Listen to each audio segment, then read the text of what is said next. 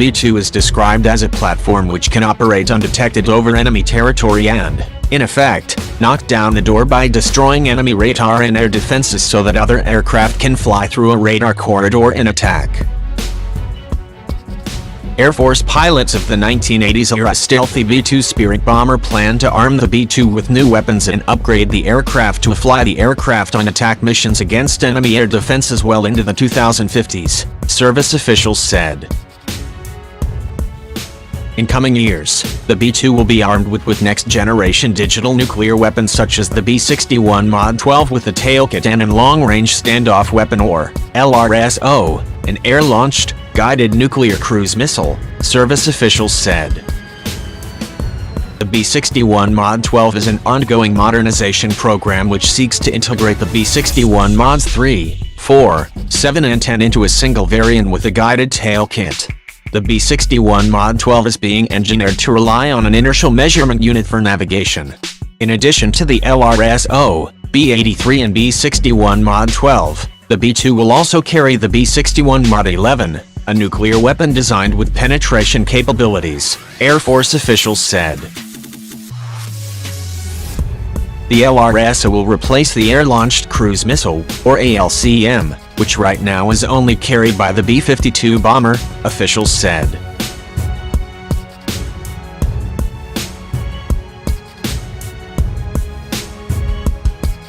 Alongside its nuclear arsenal, the B-2 will carry a wide range of conventional weapons to include precision-guided 2,000-pound Joint Direct Attack Munitions, or JDAMs, 5,000-pound JDAMs, Joint Standoff Weapons, Joint Air-to-Surface Standoff Missiles and GBU-28, 5,000-pound Bunker Buster Weapons, among others.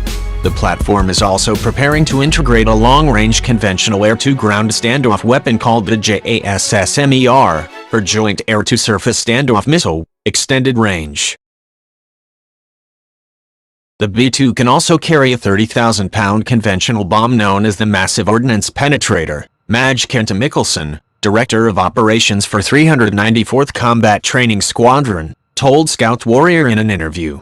This is a GBU-28, bunker buster weapon, on steroids.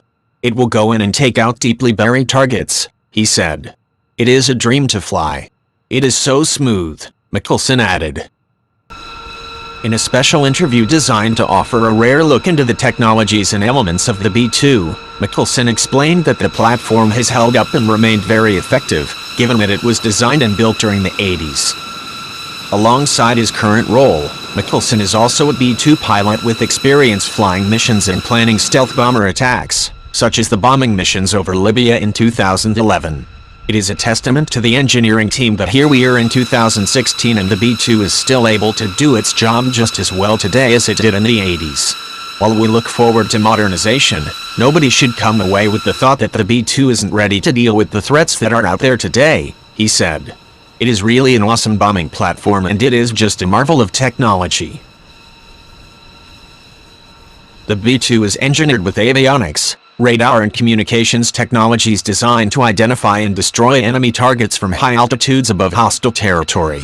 It is a digital airplane. We are presented with what is commonly referred to as glass cockpit, Mikkelsen said. The glass cockpit includes various digital displays, including one showing synthetic aperture radar, SAR, information which paints a rendering or picture of the ground below. SAR provides the pilots with a realistic display of the ground that they are able to use for targeting, Mikkelsen said. The B-2 has a two-man crew with only 2 ejection seats. Also, the crew is trained to deal with the rigors of a 40-hour mission. The B-2 represents a huge leap in technology from our legacy platforms such as the B-52 and the B-1 bomber. This involved taking the best of what is available and giving it to the air crew, Mikkelsen said. The Air Force currently operates 20 B-2 bombers, with the majority of them based at Whiteman AFB in Missouri. The B-2 can reach altitudes of 50,000 feet and carry 40,000 pounds of payload, including both conventional and nuclear weapons.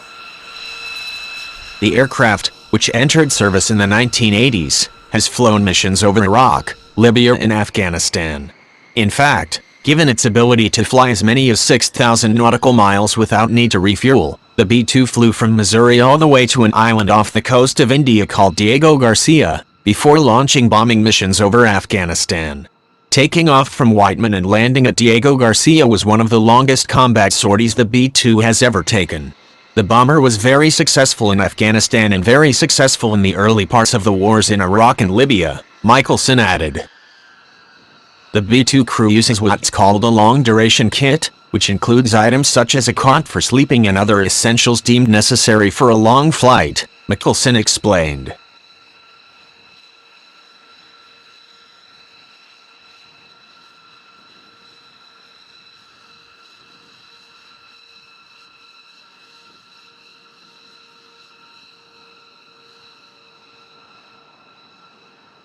As a stealth bomber engineered during the height of the Cold War, the B-2 was designed to elude Soviet air defenses and strike enemy targets, without an enemy ever knowing the aircraft was even there. This stealthy technological ability is referred to by industry experts as being able to evade air defenses using both high-frequency engagement radar, which can target planes, and lower-frequency surveillance radar which can let enemies know an aircraft is in the vicinity. The B-2 is described as a platform which can operate undetected over enemy territory and, in effect, knock down the door by destroying enemy radar and air defenses so that other aircraft can fly through a radar corridor and attack. However, enemy air defenses are increasingly becoming technologically advanced and more sophisticated. Some emerging systems are even able to detect some stealth aircraft using systems which are better networked, using faster computer processors and able to better detect aircraft at longer distances on a greater number of frequencies. The Air Force plans to operate the B-2 alongside its new, now-in-development bomber called the Long Range Strike Bomber, or LRSB, well into the 2050s.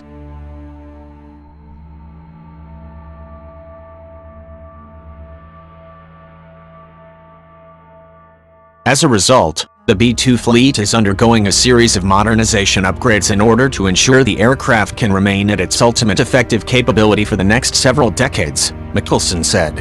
One of the key upgrades is called the Defensive Management System, a technology which helps inform the B-2 crew about the location of enemy air defenses. Therefore, if there are emerging air defenses equipped with the technology sufficient to detect the B-2, the aircraft will have occasion to maneuver in such a way as to stay outside of their range.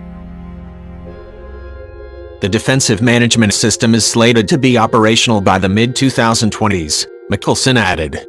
The whole key is to give us better situational awareness so we are able to make sound decisions in the cockpit about where we need to put the aircraft, he added.